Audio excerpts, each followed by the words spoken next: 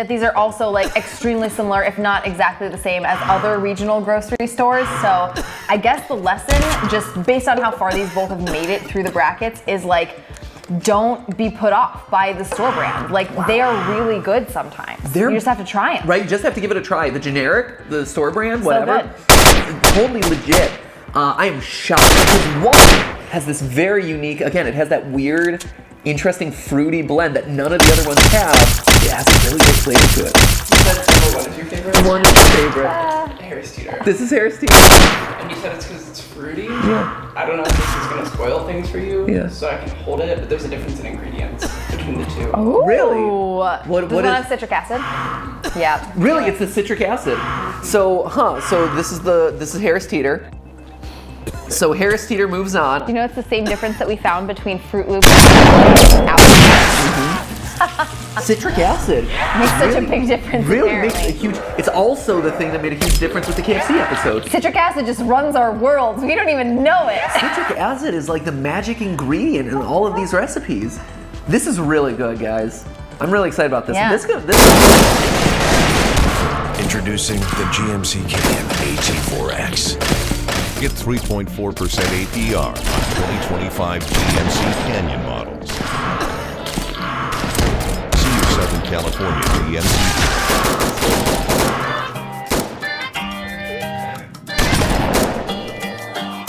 This is really good, guys. I'm really excited about this. Yeah. This could take it. And with that, our final four was set. First up was Diet Coke versus caffeine-free Diet Pepsi. As soon as the two samples touched my lips, I could tell which was which. I also knew I preferred Diet Coke, but I took that to myself and sat back and let Steph decide her favorite between the two, just to make sure I wasn't bringing my own bias to the table. Okay, then I'll go first. I prefer number one.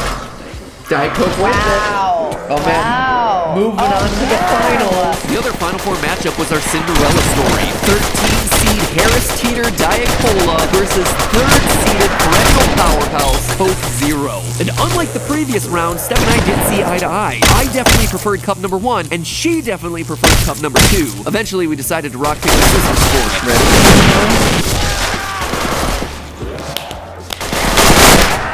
Oh no!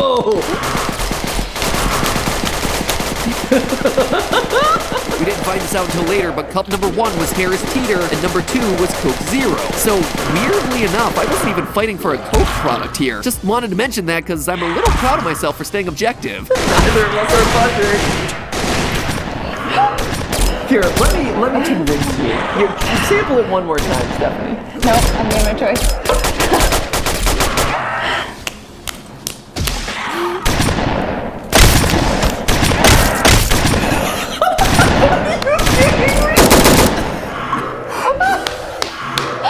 After 6 consecutive rock, paper, scissors ties, we took it as a sign from the universe and opted to have a 3-way championship round. Diet Coke versus Harris Teeter Diet Cola, the underdog, versus Coke Zero. To be honest, at this point late in the day, we tested these finalist colas so many times that they were pretty obvious to us as soon as they hit our tongues. One.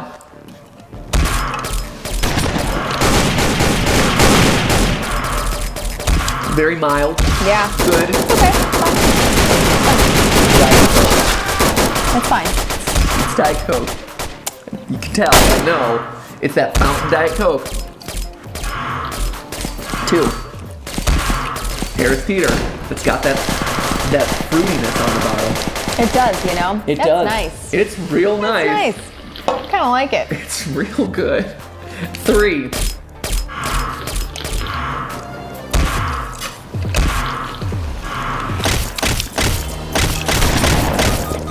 For whatever reason, the Coke Zero, which usually reads as a really sugary to me, is less sugary this time.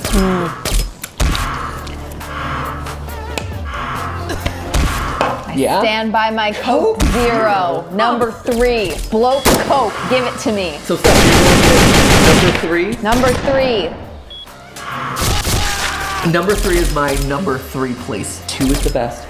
In my Diet Coke-addled brain, it has the most still maintaining the Diet Cola thing that I just live for.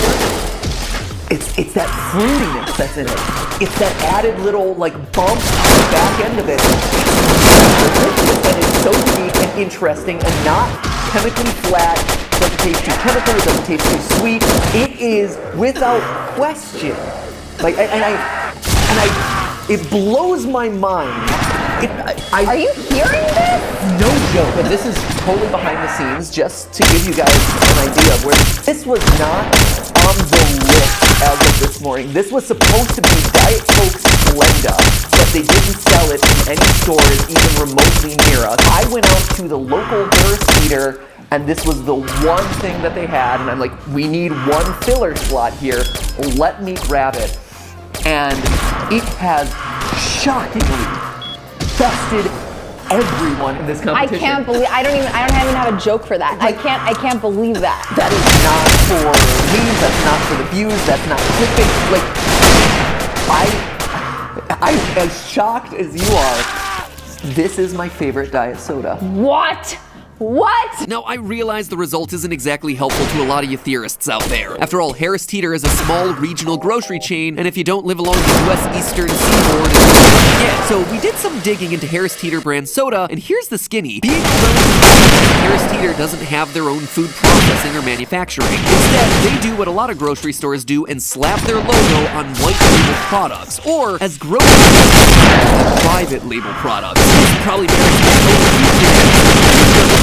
there are factories that quietly produce similar products for multiple brands. So the store brand spaghetti at one grocery store might be exactly the same as from the same factory as the store brand sold at the competitor's store. Heck, the more expensive brand name spaghetti might actually be from the same factory too. And the same goes for sodas. Now, in 2013, Harris Teeter merged with and became a subsidiary of the much larger retail company Kroger. While Harris Teeter is too small to manufacture their own food products, Kroger operates, quote, 35 food processing or manufacturing facilities. So here's some homework for all the theorists out there looking to find the best Diet Cola in their area. Check out white label sodas from these Kroger-owned stores listed on their website. I can't prove it without taking a sizable road trip, but I have a sneaking suspicion that some of these stores like Kroger's, Fred Meyer's, Ralph's, Fry's, and Food for Less might actually be selling the exact same white label soda as Harris Teeter, but with a different label on it. Be sure to let me know down in the comments. I am really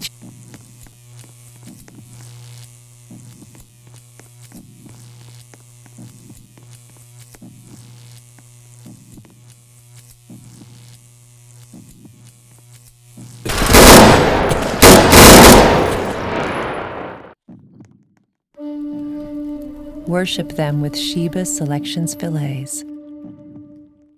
Hey, my name is Jansen. I'm a team member at my local Chick-fil-A. A little thing stresses all the different ways to enjoy them. The ranch and buffalo sauce is the perfect combination for the tender chicken. It's definitely very satisfying. Real team member paid for their testimony. Coke, please? We actually don't carry Coke. Is Pepsi okay? I mean, not really. It's kind of a running joke on these shows. Sir, please, just take the soda. Why? Why is this so hard? What's the big deal? Drink the soda, Matthew, or we will be forced to open fire. Okay, sure. Give me Diet Coke or give me death. So be it. What?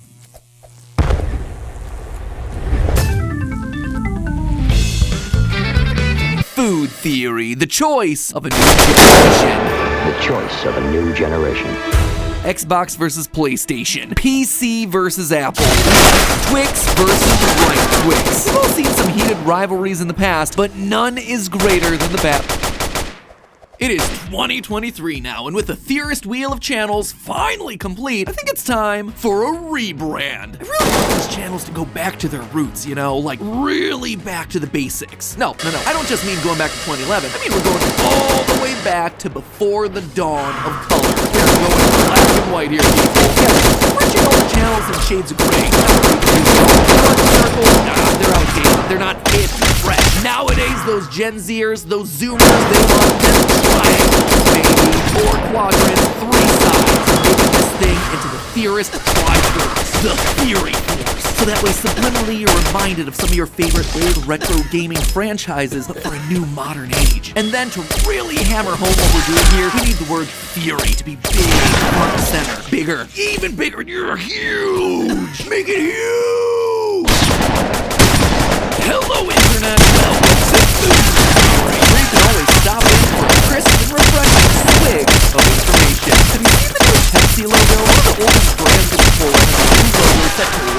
all Pepsi packaging in fall of 2023, and the internet is already fizzing about it months before its eventual release. The new logo, which departs a lot from the sleek, flat, subtle Pepsi design of the last decade, now punches shoppers in the face with lines, angles, and a kind of "it's Pepsi whether you like it or not" vibe. As soon as this new look was announced, every armchair marketing guru from Twitter to TikTok started passing their judgment on this new design. The internet's collective big feelings only escalated after learning that Pepsi spent a whopping $1 million to design this thing, which just goes to show that I've been in the wrong industry this entire time. In all seriousness, though, please don't tell our editors and graphic designers that they can just slap together something that looks like a 5-minute Photoshop job and then bang out 7 figures. This has put me in a really tough spot here, Pepsi. But to that point, the internet already has plenty of bones to pick with this new logo, which at first glance strikes me as a little bit weird. All these angles in the font, the design of the P makes it look like Depsy, some sort of sad store brand. Then there's the letter size, which feels slightly too big for where it's placed. The color scheme that makes you want to schedule your next eye exam. There's a lot going on here. And even though this new logo looks nothing like the previous one, at the same time, there's something familiar about it. If you're a soda aficionado like I am, or you're tuning in to the 5 demographic, shout out to you, you probably noticed that this new rebrand is just Pepsi's logo from 1962.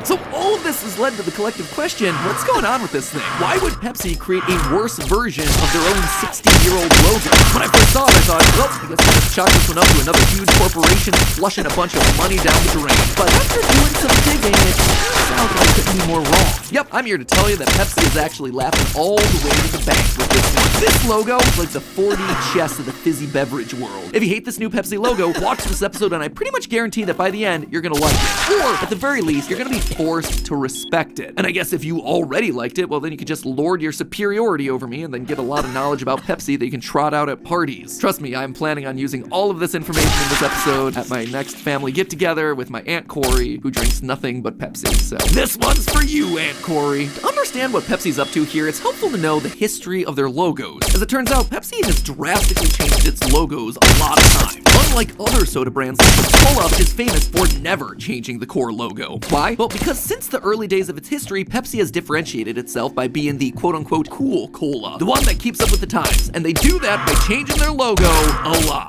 The original Pepsi logo debuted in 1898 right next to us here in North Carolina. Little Pepsi neighbor friends. The word Pepsi was actually based on the word dyspepsia, which means indigestion, and it came out as one of several drinks at the time designed to settle your tummy and cure what ails ya. The Pepsi logo debuted in this bright red font that was full of spikes, which felt a lot more Hot Topic than refreshing beverage. Through the 1940s, they kept the concept, but softened up the lines a few times to copy the look and feel of Coca-Cola's swoopy, curvy design, since Coke was dominating the market. Coca-Cola ramped its marketing budget way up during the Great Depression and won big as a result of it. So at this point in its history, Pepsi wasn't ready to become the cool cola, it was just trying to survive for a couple decades by riding Coke's coattails. That all changed in 1950 when Pepsi decided to step out of Coke's shadow by rebranding itself based on the cool, hip word of the moment, patriotism. That's right, following the Allies' victory in World War II, there was this huge surge of Go USA sentiment, which Pepsi then took advantage of in the most American way possible by exploiting it for marketing. Pepsi slapped their logo, which would go from cursive to block letters, right in the middle of a red, white, and blue globe, implying that America was the global winner and that winners drink Pepsi. They marketed themselves throughout the 1950s and 60s as the drink to think young, thereby differentiating themselves from your dad's Coca-Cola. Because this is the brand new era of rock and roll. Comfortable with those hips a-shaking. This then is the angle that they stuck with for the rest of the brand's history. You can even see Britney Spears echoing the same line in her 2002 Pepsi Super Bowl commercial. For those who think young. With a counterculture movement that got started in the early 60s, Pepsi updated their logo again and came out with a new marketing slogan, the Pepsi Generation. All about the new cool kids, the hippies. They flattened their globe logo to meet the new generation's mod aesthetic. About 10 years later, they were ready to prove again that they were cool and with it. So in 1975, Pepsi launched the Pepsi Challenge, where they dared people to compare Pepsi to Coke and move on from their quote-unquote outdated notions that Coke was better, continuing to hammer home the idea that Pepsi was younger, it was hipper, it was more fun. I like imagining Pepsi as like the living embodiment of the like, hey fellow kids me, just slap Pepsi's logo right there on that meme. 1991 was a seminal year for the Pepsi logo, commonly known as the breakup, where Pepsi removed their name from the now iconic globe and sent it floating off into the ether. The Pepsi logos from then on would all feature Alex letters that slanted forward because Pepsi is a forward-thinking soda for new generations. As time would go on, the logo would lean more blue to erase any shared similarities with the rival Coke. Pushing toward 2000, we got into the weird quasi-3D era of Pepsi, where the globe got rounder and Pepsi announced the Joy of Cola movement, featuring a young child of the new millennium to shift Pepsi again to yet another new generation. Like other logos at the end of the 90s and beginning of the 2000s, everything got shiny and 3D, before eventually returning to 2018 to black, overly casual designs that can be turned into app tiles. Pepsi's current logo prior to this new rebrand is a version of this flattened, globy, stripy ball with an all lowercase logo intended to mimic the casual branding of cool tech companies from the last 10 years. This logo is also supposed to kind of look like emoji, subliminally evoking a smile, indicating that unlike certain stodgy older brands, Pepsi is younger, a little cheeky. It knows how to text and understands what an eggplant splash really means. This last branding update, which debuted in 2008, cost Pepsi $1 million to design, and for the first time in Pepsi's long history of marketing, it was widely considered to be a swing and a miss. The logo is symmetrical, the name is shoved awkwardly to the side, and instead of coming across as a drink for cool people, it instead came across as a drink for marketing tryhards. People called it a ripoff of Obama's logo in the wake of his successful 2008 campaign, and it was viewed as somehow both lazy and overwrought. It's been languishing in branding purgatory ever since. Why do I just drag you through an entire page worth of Pepsi history? I do this to highlight just how important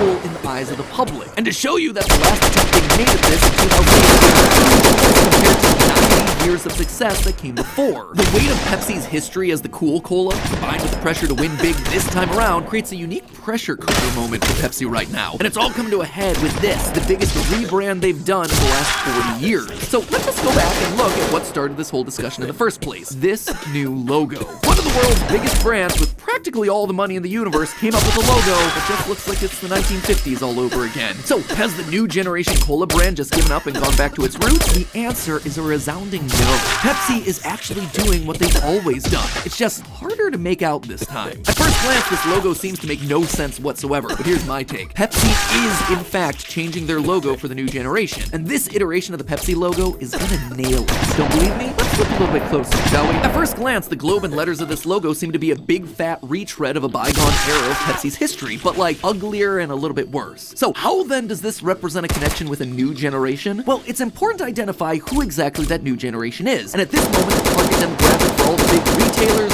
brands, and yes, soda companies is Gen Z, a demographic that spans late high school through their upper 20s. And lucky for Pepsi, they also happen to be a generation obsessed with nostalgia. From vinyl records to coastal grandma chic fashion, a resurgence of Tamagotchis to an interest in drive-in theaters, Gen Z loves old stuff. There are plenty of possibilities for why this is the case, and Pepsi is trying to play into several of them with this rebrand. One thought is that Gen Z has grown up on the internet, and they've spent their lives being exposed to mostly short-lived media, forming viral videos and TikTok trends. There's nothing in their pop culture that feels tangible, nothing that feels perfect and lasting. Looking for something that feels stable in a world where the TikTok attention span has pushed Gen Z into a love of nostalgic brands that feel more historic and more stable. Brands like Pepsi. Going hand in hand with that, Gen Z has grown up with the pressures of constantly seeing their lives online, trying to measure up to the image of social media perfection. By contrast, nostalgia brands harken back to a simpler time, without the pressure of an online comment section, which makes them attractive to romanticize for Gen Z, who's stressed out and overwhelmed by constantly having to go up against the court of public opinion. Pepsi hits the mark for a Gen Z nostalgia brand with its long history and tangible eras. It is basically the Taylor Swift of soda. When you combine this with the idea that Gen Z actually has access to a lot of nostalgia brands, from eBay's vintage clothing market to Spotify's retro playlist recommendations, you see how the generation is best positioned to love and appreciate brands that embrace the retro analog side. TLDR, by leaning old, Pepsi is actually appealing directly to the new soda drinkers of today. This connection even goes a level deeper. While Gen Z certainly loves nostalgia, they don't embrace the values of those older eras. This generation belongs to the past, to promote more ethical standards on everything from race to mental health, and yes, even food. Consumers are outspokenly against food additives, processed foods, as well as the big S word, sugar. While Gen Z doesn't care as much about fat and cholesterol as previous generations, 30% of Gen Z claims to avoid sugar completely. How the heck is a soda full of sugar and sweeteners? Well, easy if you know anything about subliminal messaging. And you can bet that Pepsi's marketing team knows a lot. Pepsi's always had a lot of the colors they use subliminally convey emotions. It's not something underhand or unusual to know itself. The colors it's yellow because we wanted it to convey a happy, lighthearted perspective on food, and we wanted it to fit in with the other yellow logos on YouTube to help people accept it as part of the food community. For Pepsi, its colors represent its emotional values. The blue is meant to symbolize the refreshment of Pepsi, its thirst quenching. The red is meant to symbolize Pepsi as an exciting, even sporty drink. And the white in the logo was always meant to represent the drink's sugary sweetness. But now, all of this is surrounded by black. Why? Fast Company posits that it's meant to make you think of Pepsi Black, the only other place where Pepsi has ever used this color, and the only version of Pepsi with no sugar printed right there on the bottle. More explicitly, Pepsi CEO has stated that Zero, quote, will be at the center of the strategy for the Pepsi brand going forward because he's seeing consumers pivoting to those sorts of options. Subliminally, consumers who don't want sugar in their drinks are more likely to associate Black Pepsi branding as a healthier soda, leaving the color as a refreshing beverage with no sugar that's exciting to drink. So, while the new logo might look like random smatters of colors that don't mesh together, they're working overtime in their subconscious, and the subconscious of the new generation that Pepsi cares about the most. So, having overcome Gen Z's love for nostalgia and their aversion to sugar, at least subliminally, the last thing that's left in the fight for this generation is convenience. There has never been so many brands competing for you to spend your money on them. And with a million things to watch and pay attention to online, how is Pepsi supposed to stand out? Well, their answer is the same as everyone else's: clickbait. Take a look again at this new Pepsi logo. It's bold, it's focused, it's clean, and between the size of the letters and that weirdly pointy font, there's just something off about it. It's not a beautiful logo. It's a bit...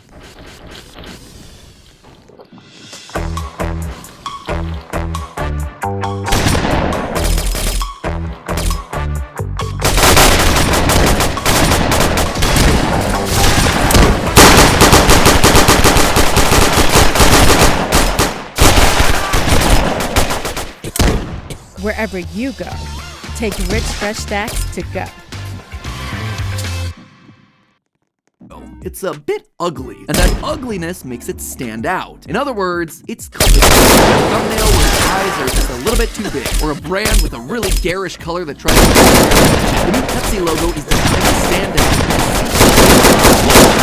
Pepsi has realized with its branding initiative that a lot of other food and beverage companies haven't caught on to yet, is that they're not competing with the same players they were 15 or even 10 years ago. It used to be that food and beverage brands only competed with each other. Pepsi competes with Coke. It's a classic rivalry. But now, brands are competing on a whole other playing field. They're competing against creators. Don't believe me? Well, just take a look at the episode that I did on Prime from Logan Paul, which is quickly eating Gatorade for lunch. Feastables and Mr. Beast has swooped in and completely crushed every competitor in the chocolate bar category. By the way, it has made more than the $10 million that I stated in that Prime episode.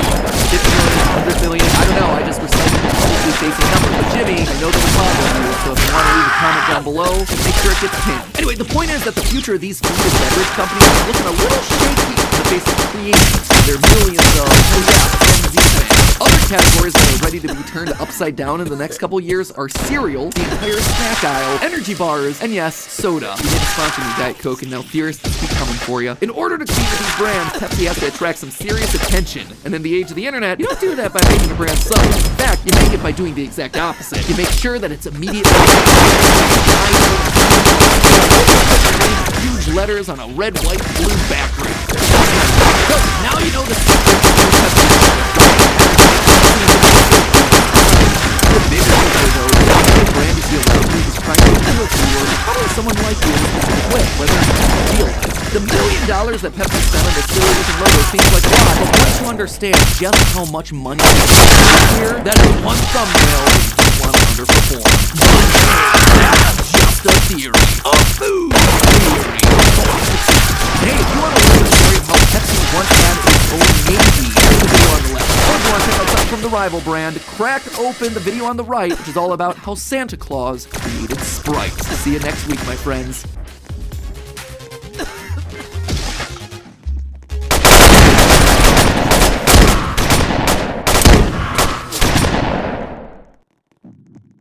When life gets ahead of your list, just tap Target. Between juggling school schedules, surprise messes, and tag team baby duty. Hello Hello, Internet. Welcome to where it's time to solve a mystery. A mystery flavor, that is. In honor of Halloween, Mountain Dew for the last 4 years has released this Mountain Dew Voodoo, a mystery flavor. A drink with an odd color and brand new taste that they challenge you to identify. And then at the end of the month, we all see if we were right when they reveal the answer. Hey, Matt. 1 second. And every year, Voodoo changes. In the past, the flavors have ranged from a bright orange Patch Kids to a dark purple candy. Matt, listen. Yeah, 1 second, Santi. And now, here in 2023, we have this. A cloudy day. The rest of the team are going to be the taste test. Matt, Before you keep Santi. So, that's the plan we got for today. I'm going to set the team down on the couch, give them a glass of Voodoo, and then see... It's Airheads. What? Cherry Airheads. The mystery flavor. It's cherry Airheads. How they revealed the flavor last week. Now, this year they decided to reveal the mystery flavor at the beginning of October, not the end. Oh.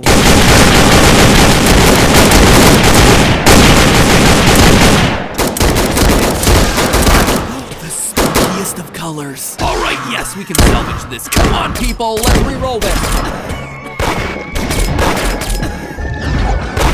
All right, friends, it is time for us to solve a food mystery. It is that time of year where the soda companies like to sprinkle out mystery flavors. Usually these things have certain colors or mysteries. Up to us as the soda drinking community to figure out what they're supposed to be flavored as. Originally, this episode was supposed to be about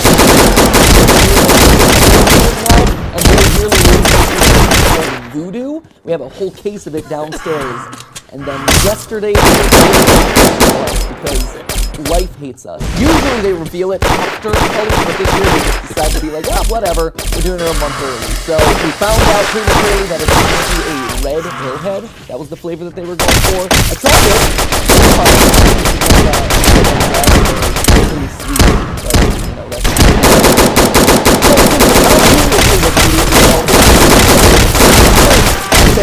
Last year was the first mystery flavor, so when you try that's kind of expectations for what we have here. This year, it's really cool, and with the Halloween trend, we've got black soda, spiders and spider webs all over here. My initial impulse, just by looking at the color alone, is like, oh no, it's going to be a black flavored soda. They have any hope of selling any of these to the public, offloading this onto the masses. There's no world that this is actually a So, that's the plan for the day. From there, we're going to compile the data and compare what we've each tasted to the actual ingredients list and mystery flavor to see if we can come to a definitive conclusion on what the new flavor is before Coca-Cola releases the answer. Before Mountain Dew That's not a plan my content calendar around you. Without any further ado, let's solve ourselves the soda mystery, shall we? Seal. I got this like huge whiff of flavor, synthetic blueberry or maybe a synthetic red. Like I was saying, we're gonna have a bunch of members of the community actually cycling in through here, give their impressions, and then hopefully, as a team, we can solve this thing before Banta Black! I get it! It's like the Banta Black thing that they've been doing lately. But hopefully our collective brain power will be able to solve this black, but you can see through our light that it does have kind of a deep purplish to it. So even though it looks black as you pour it, there is a slight like redishness to it that is giving you a little purple.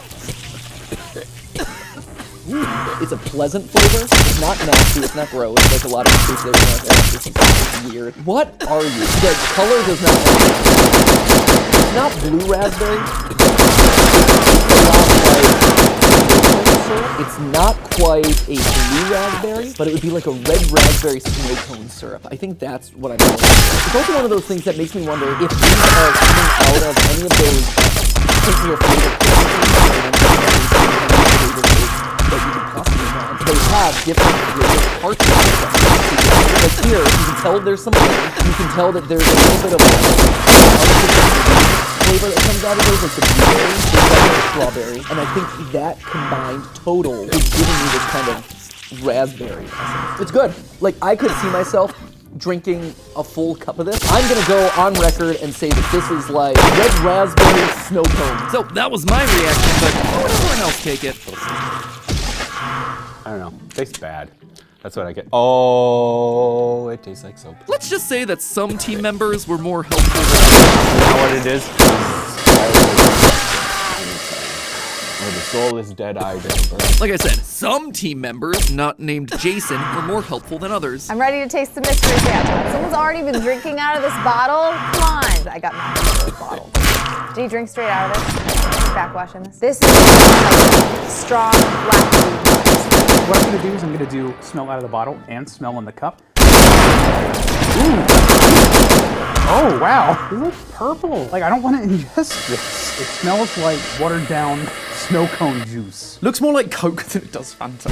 Should I be ingesting something that's just black? That doesn't look appetizing. I'm sorry, that looks like slush. Ooh, that is a strong sweet tarts vibe. Let me distinctly like sugary tart candy. Okay, it's not bad, actually.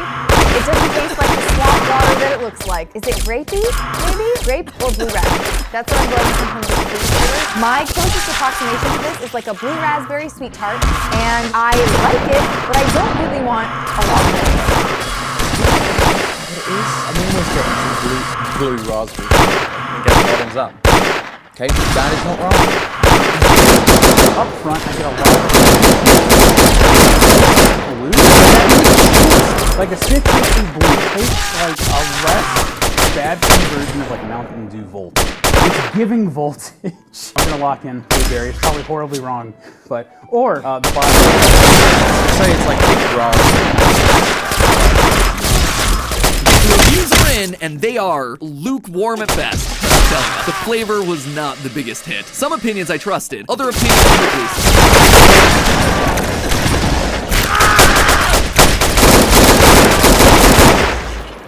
You're in a cat chow. Prostitutes every year for over 60 years. A history of winning started. 65 days losing steam, losing sweat. The solution, a drink that... Some opinions I trusted, other opinions were Jason's.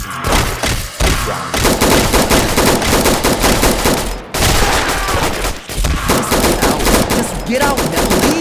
Leave! Looking across all the non-Jason answers, a few things stood out to me. First, everyone mentioned sweet flavors. The citrusy stuff that definitely had tartness to it, but it lacked the trademark tag of the original orange film flavor. None of us could really agree on what exactly it was, but all of us noted the tart, berry-like profile, and snow cone juice, oddly enough. So, knowing that, it was time to look at the ingredients list to see if it could give us information. We see that the mystery blend few things that are missing from the OG fan format. Now, sodium citrate is used in things like lemon lime sodas to give them their distinct sour, slightly salty taste, while reducing overall acidity and more balanced experience. But also,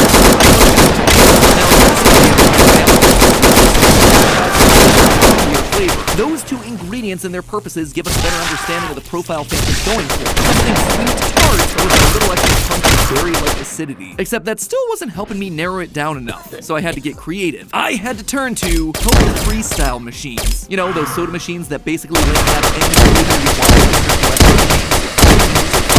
Well, every month, they have themselves a specialty soda blend that you can get out of the machine. And for the month of October, guess what specialty soda they were serving? Now, the way these things work is kind of like a printer. Just like how a printer has different cartridges for each color, inside each Coke Freestyle, you have different cartridges. Just on the inside, it really is like a printer. So when you pick your soda, it just mixes the flavor concentrate with the water and sealed to the machine. But the X factor of these machines is the added flavors, like cherry, vanilla, grape, and orange. These are kept separately from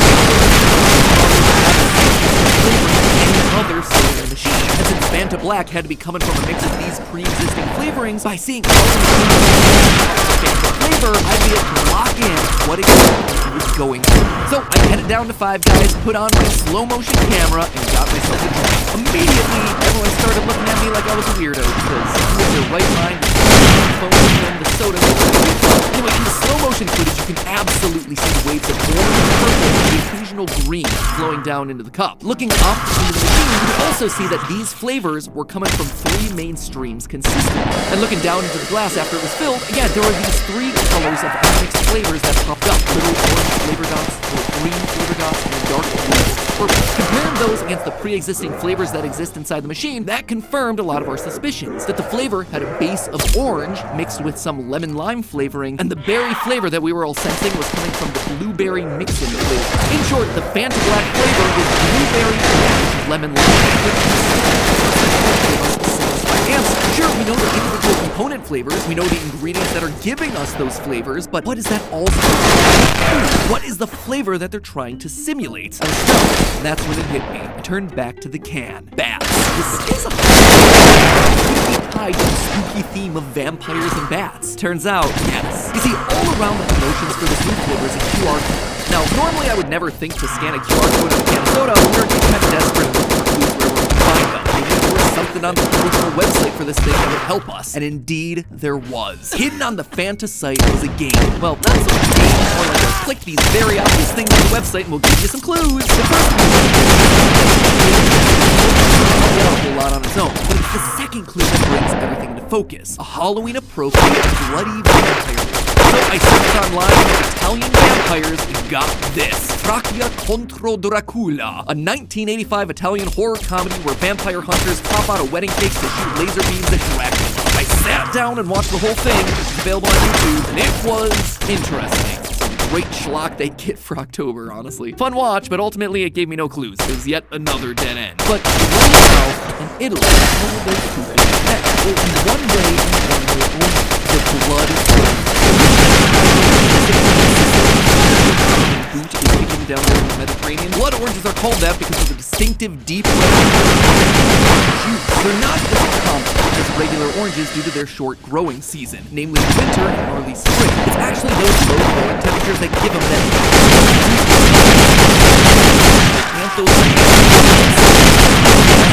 and blackberries they're called. But it's not just the colors that they have in common. Blood oranges tend to have a sweeter, slightly more berry-like flavor than regular oranges, and are often compared with raspberries, sometimes even being called raspberry oranges. Jason, Tom, and I all picked up on that communication and tried. We did too, in a very roundabout way, in comparison to Mountain Dew Voltage, since it's a raspberry citrus flavor. Blood oranges aren't all that common in the US, so the sweeter flavor profile isn't something that we'd all immediately recognize. They also, in general, are considered to have a much more complex flavor profile than your typical OJ orange. So again, why describing this particular flavor was so nuanced. And the conclusion of blood orange perfectly lines up with everything we observed for our evidence. We're starting with a base of orange, like we saw with the flavor machine. Meanwhile, the 2 key ingredients, the sodium citrate and malic acid, help mellow that out into something that's a bit sweeter and raspberry-like. The blueberry from the Coke Freestyle machine gives us our berry flavor, and we get the mellow citrus from the small splash of lemon lime. And all of that is wrapped up with a creepy name for Halloween, the Blood.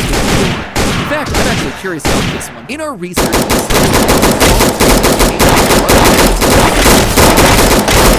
it was Aranciata Rossa di Sicilia.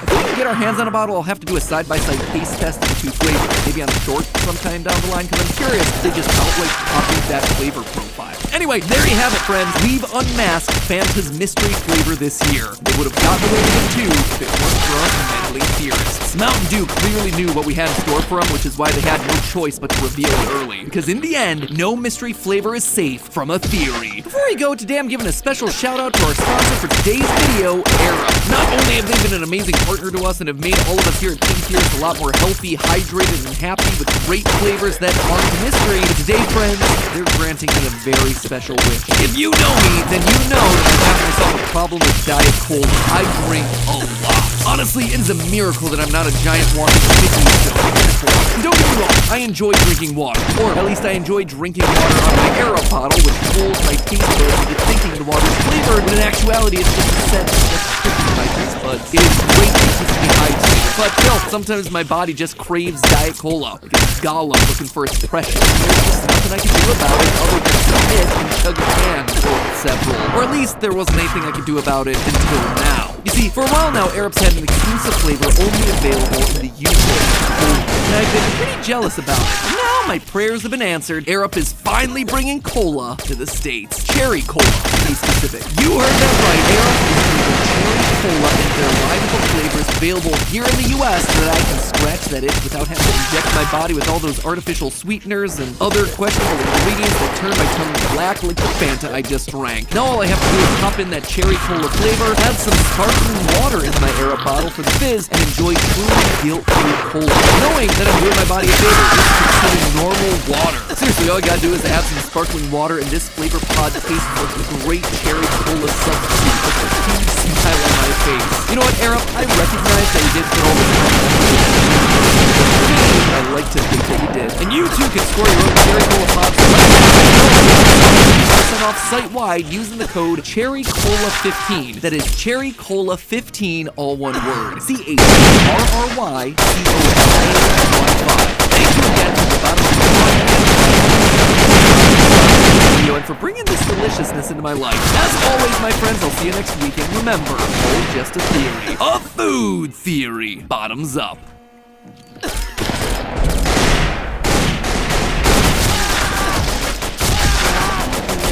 Killed by them.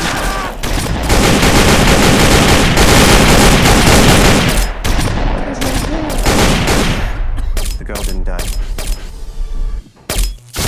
In the past, I've made it no secret that Thanksgiving is easily my favorite time of year. The only thing about Thanksgiving I enjoy more than gobbling up food, though, is gobbling up knowledge. In fact, a couple years ago, we did an episode all on how we've been cooking turkey the wrong way. Now it's come to my attention that some people think that it wasn't the method of cooking that was the problem, but rather the fact that we were cooking turkey in the first place. So today I'm going to be taking a closer look at the challenger that's coming in to take the Thanksgiving crown.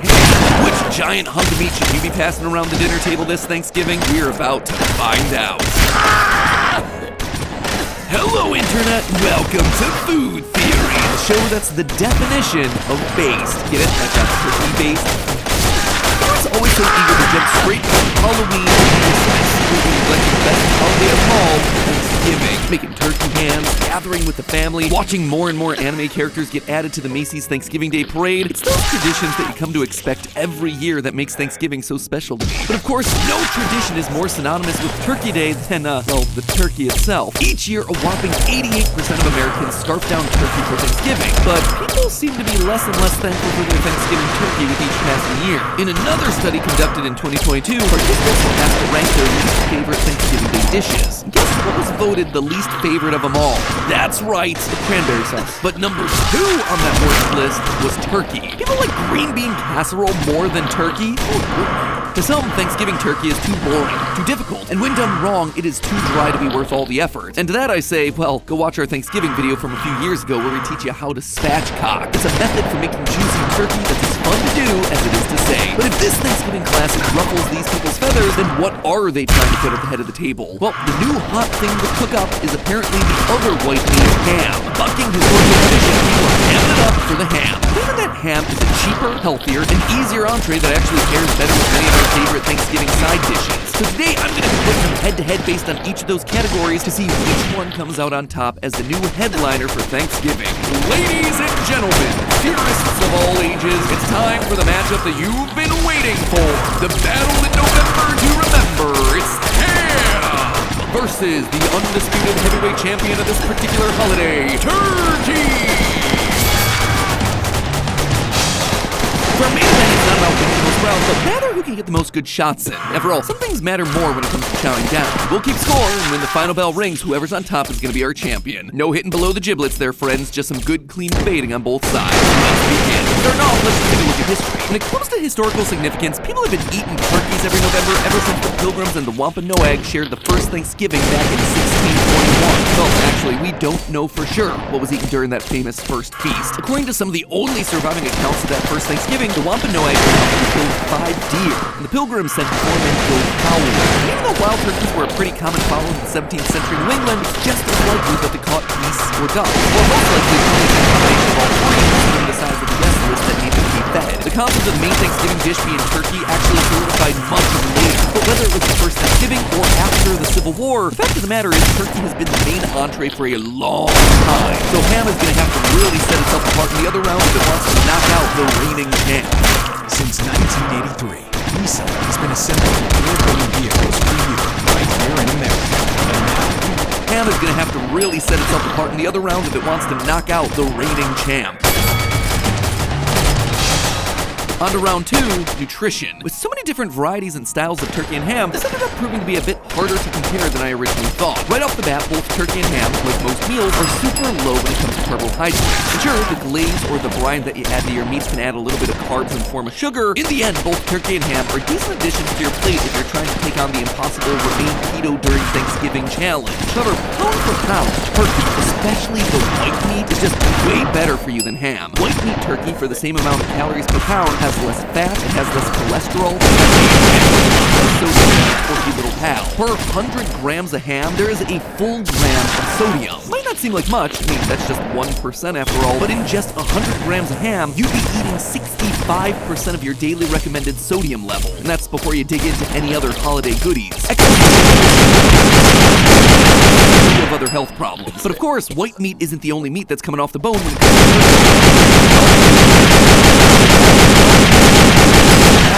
more fat and more cholesterol than ham, but still has more protein and much less sodium. But while all of this pound-for-pound punching might work fine for a boxing match, is it truly the fairest comparison for our food fight? If you saw our recent healthy fast food burger episode, you probably already know the answer to this. The fact of the matter is, we don't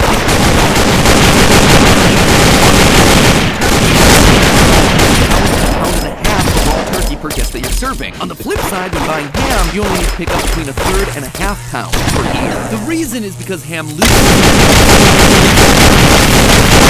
It's already processed before, either with a wet or dry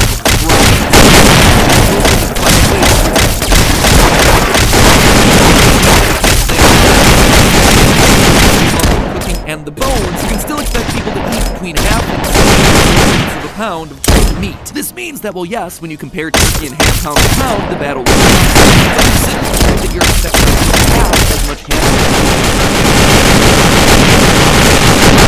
This way, ham actually has about the same amount of fat and even the white meat. All of this being said, though, gets the bonus of a 1-2 different meats to serve your family based on their taste, dark or white. Plus, we have to tack on another a whole lot in celebrating that fact. Well, turkey's got it down.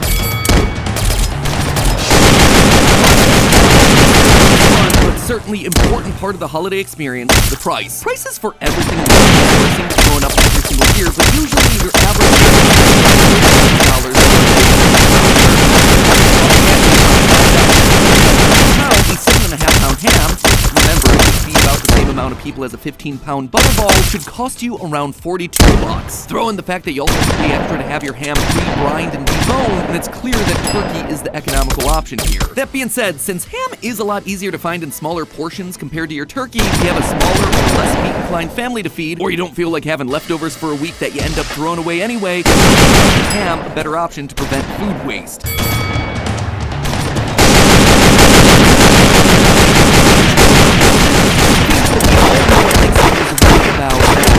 And no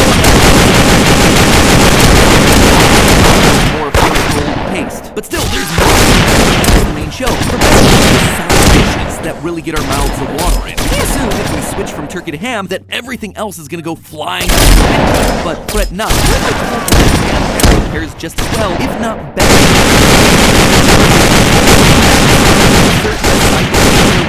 Actually returns you many mashed potatoes. Some of the side dishes should taste even better in place of because of how plain flavors with, but doesn't provide much in terms of on the other hand, covered with salty punch of flavor already. While your heart might not appreciate those elevated salt levels, your tongue will. When it comes to flavor pairings, there's a couple of first thing to keep in mind is that salt is king, really. Professional chefs often say the difference between their cooking and schlubs like us is how much salt they're using. So piling on salty dishes, especially naturally salty ones like pork, should make for the most tasty dishes. The other key is to have the same dish in multiple dishes.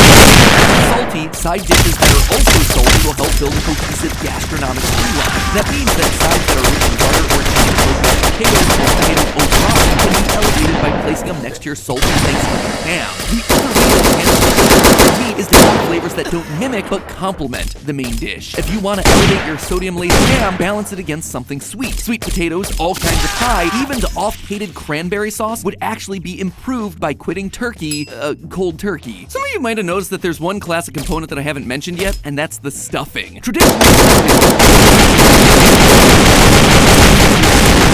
to commingle. However,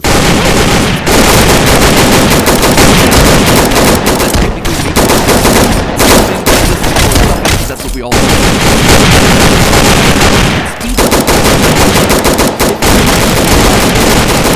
Bird. And if you've ever had a hungry house of people waiting, that time can be a game changer. Some of you can go as far as likely to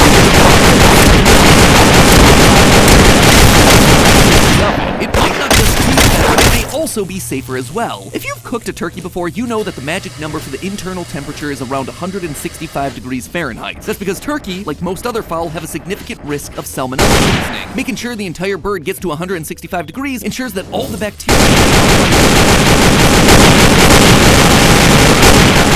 if the stuffing also doesn't reach 165 degrees, the risk of food poisoning is zero. That's why the USDA doesn't recommend any stuffing inside the turkey anymore. And if cooking your stuffing is faster than turkey, then there's no reason you can't have your stuffing with anything. Ham. Probably experiment with the flavor profile of your stuffing to make it sync up even better with the ham. Throw some mustard, garlic, even some spring onion in there. Alright, we're down to the final round. Final chance to score any points. Forget all the nutrition, the price, the flavors. I think the real because of how gosh darn difficult it is to cook. First, you have to cross the meat, which will take several hours or even days, depending on how you're doing it. Next, you have to meticulously brine the bird. Then, if you break the bones to flat, then does the cooking process truly constant eye, temperature, facing, waiting on a over a hot stove all day. What's the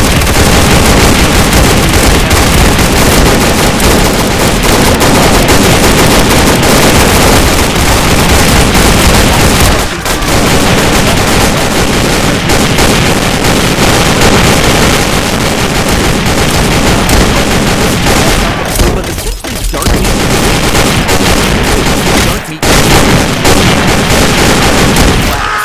While you're waiting for that turkey leg to lose the last couple of degrees, your already cooked white meat is drying out. Still very real. Ham is the cooler, lower maintenance option. Despite taking a bit longer,